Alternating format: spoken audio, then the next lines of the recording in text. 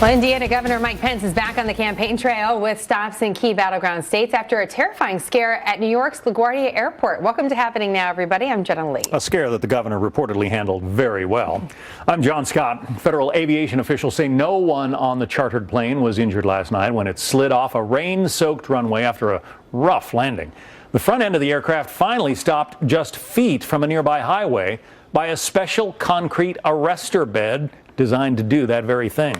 Governor Pence was on Fox and Friends earlier expressing relief and gratitude. We had about 10 seconds of uncertainty at the end of that landing, but just so thankful to our pilots and frankly to the first responders. The plane had no sooner come to a stop that I felt like we were surrounded by first responders. Well, 10 seconds would be enough for me. I'll tell you that. Laura Ingalls live at LaGuardia Airport with the very latest for us now. Laura?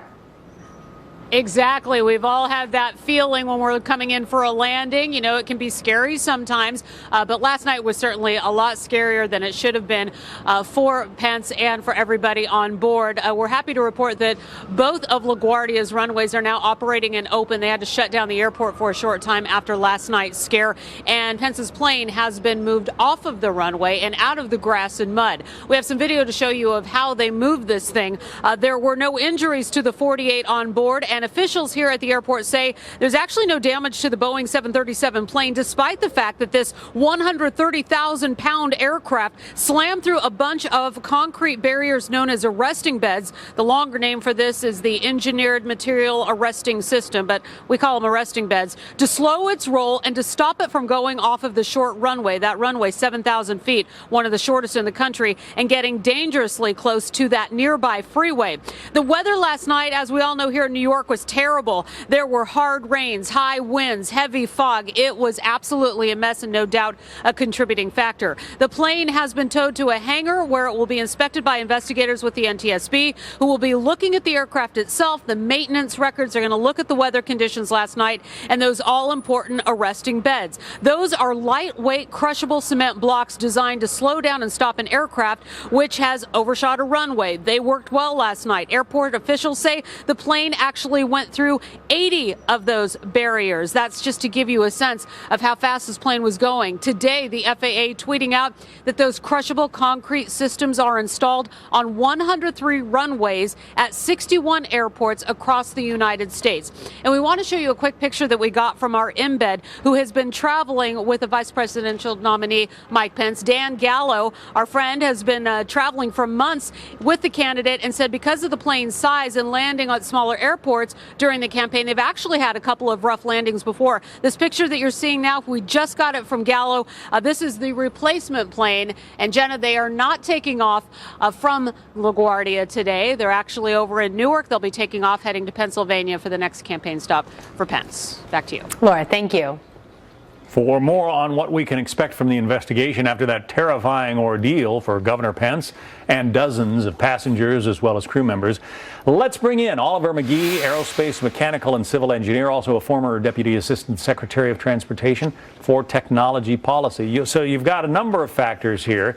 You've got bad weather, you've got a very short runway, and you've got a crew of pilot and co-pilot. Where do you start looking in this investigation, Oliver? Well, thank you for having me today, John. This is a bumpy ride. They've been having a number of bumpy rides on this airplane. Just like the presidential election, we're in for a bumpy ride. But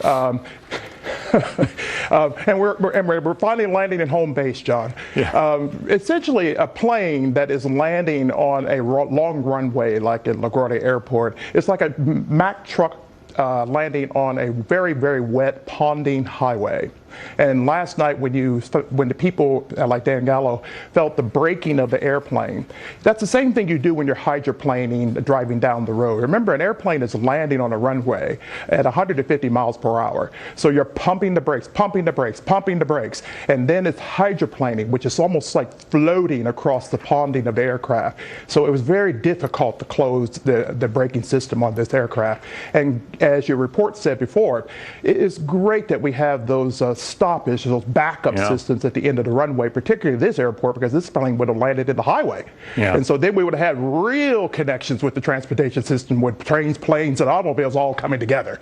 So we don't want to have another crash like that, like we saw last week in New Jersey, of a train running into the building. This is all about infrastructure crashes. And so we've got to basically start looking at how we're looking at all of modernizing our airports and getting much more longer air runways so that we can start building new materials and basically build and get better engineering in our for viewers understanding, Dan Gallo is our producer, Fox producer, who travels with the Pence campaign, was on that flight, and I think shot some of that video that you saw after he and the others were evacuated. Again, everybody was okay. So any driver who's been flying down a highway at 50, 60 miles an hour in a rainstorm and has gone into a hydroplane knows what this feels like, and you say it's very similar. I mean, with that jetliner coming in on a wet and rainy night. Absolutely. On a highway, a car will tend, if you pump too fast, it will spin, or a tractor trailer would snap too. In an airplane, is what you see last night, is it just has trouble stopping. And so what we have at the back end of the airport, airport runways, is sort of braking systems, new materials that are basically designed to stop a tractor trailer going at 150 miles an hour. And particularly in our airports in American cities, if we don't stop at the end of the runway, we're going to run into the interstate highway system, and then that will be a much more catastrophic disaster. Wind also is a factor. I mean, at LaGuardia, you've got crisscrossing runways, and the place is so busy that they're often using both of them and bringing planes in, you know, from opposite quarters of the compass. If you've got a rainstorm and sort of swirling winds, the pilot may have been landing with a tailwind, which also amplifies the problem, doesn't it? Oh, absolutely, John. That's spoken just like a well-trained pilot.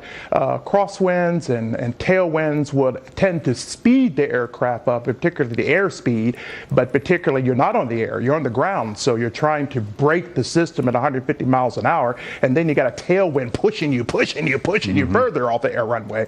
So that's why Dan Gallo and the reporters were feeling this, that we're braking, and so they were in a long, little bumpy ride. But I understand at the end they were very relieved. They all laughed on the plane. I'm sure Mike Pence was very, very nervous for himself, and as well as his reporters in the back and the campaign, because the campaign is really saying something about how we need to look at trains, planes, and automobiles, build a new infrastructure, look at aerospace, mechanical, civil engineering, new materials, and then be able to build these new materials, and particularly from the Materials Genome Initiative coming from the National Science and Technology Council, will help us build a stronger infrastructure. And this was almost an omen in the presidential election to talk about these issues of infrastructure investments, and that's a good takeaway from this dramatic runway event as campaigns are running home base for the election on November 8th. Dan Gallo says Mike Pence was back in the